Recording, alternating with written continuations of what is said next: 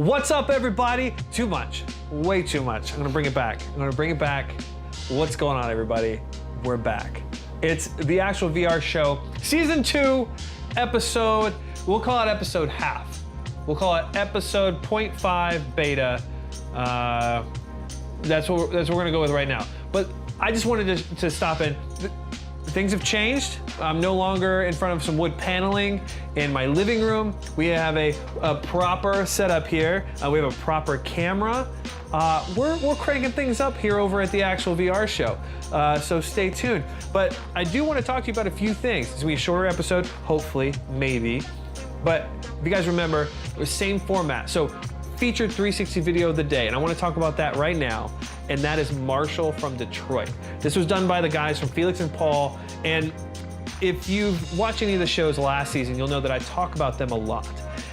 Felix and Paul, to me, have continued to push the envelope of quality in both you look at stitching, you look at the stereo quality, you look at the color, you look at the lights, the amount of pre-production this studio does before shooting is absolutely absurd. You can check it out on their on Samsung VR. You can check it out if you have an Oculus Go. Search for Marshall from Detroit. It's with Sway. If you guys don't know, I remember Sway from the old MTV days back in the early 2000s. But Sway does an interview with Marshall in a limo driving through Detroit. You guys, you have to check it out. It's one of the first times I've seen an interview format in 360 that it just made sense, that I wanted to be there. I felt like I was there. It was very encouraging for that medium when we talk about interviews, when we talk about celebrity interviews and different events like that. So check out that. And now we're gonna go back to what happened this week, give or take a few days, in virtual reality. The first thing we want to talk about is Sony has filed for a patent back on April 4th to essentially incorporate some eye tracking in the new PSVR headsets. Now, this is for foveated rendering. This is, if you don't know what that is, most people don't. Virtual reality games and experiences are very taxing on a system. It's a lot of information. So in order to increase the quality of virtual reality experiences, what we do is we only render the part that we're looking at. Now, before we can render just what the goggles see, but we go even further, we can push those graphical limits even further. So not only do I see that encouraging for developers, so can you push the limits of what the machine can take? But I also see it from a marketing potential. I've always been a huge fan of being able to capture as much data as we can, marketing data, experimental data, to know what are people looking at. So for a brand who's thinking about getting into 360 video, you want to know how effective this medium is. And it's in my opinion, no bias here, but it's in my opinion that 360 video holds the best potential for brands to be able to showcase their product, their service.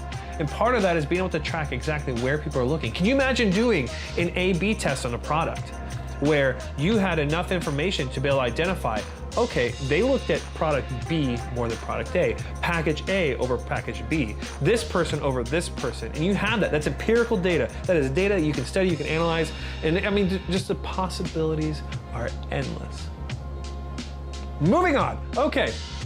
The second thing we're gonna talk about Nickelodeon. Not Nickelodeon, Nintendo. We're talking Nintendo. I don't know where Nickelodeon, We're talking Nintendo. And Nintendo has released this VR kit. You've seen these little cardboard kits that you can get with your Switch. You make guns and armor, and like they're doing some really cool stuff. Well, they've introduced a VR cardboard viewer, essentially, for your Switch. And what this allows you to do is certain games, and they'll be releasing more titles, but certain games will allow you to view in 360. So specifically, they were talking about Zelda. If you're a big Zelda fan, this is huge. And I think this is great because, first of all, I think Nintendo's audience is an audience that hasn't really been touched by VR yet. So I think they're going the right direction. So what I do think is great about this Nintendo viewer is it's putting it into the hands of more people. Some rooms for improvement. It does not come with a strap. And they did this intentionally because they don't want people to view or play the entirety of a game in virtual reality yet. It's kind of the beginning stages of them feeling out what's gonna work. So good on you, Nintendo. Keep working. Number 2 is Star Wars. I know. We've been wanting a Star Wars experience like we've been wanting Kim Kardashian to not be on TV. I don't know. We want this. We want Star Wars. We want to be able to pick up that lightsaber and be able to feel it in our hands. We want that thing to just, we want it. We want every bit of that. We can't, I'm not gonna make any promises. The first Star Wars experience was amazing. All right, guys, last story of the day. Microsoft landed a contract with the US military, something absurd, $300-something million, to develop their HoloLens for combat. So this is, if you don't know what the HoloLens is, it is a mixed reality headset. It essentially looks like a space helmet with a visor in front of it. It's really cool, but there was no real application. I was never really impressed by the first one. The second one looks much more promising. Now, this sparked on a huge debate of people that worked in the Microsoft office, in other companies. You know, why are we using virtual reality, mixed reality, whatever you want to call it? Why are we using this industry to help kill people? And that was a big moral dilemma.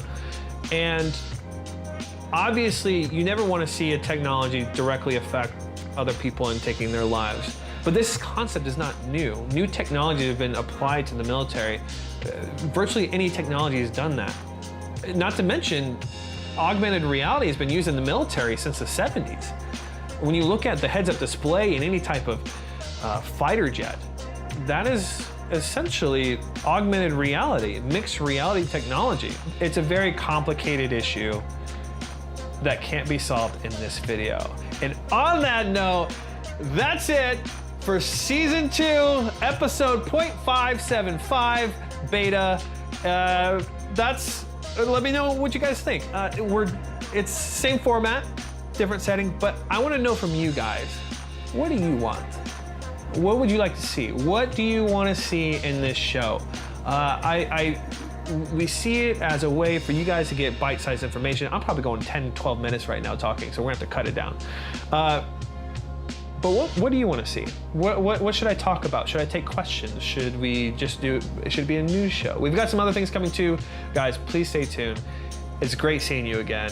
All you beautiful faces. Actually, no face has ever looked good looking at a phone. Anybody who has turned the selfie camera mode on to see their fat face looking down at a phone, it's never attractive. I know you're prettier than that.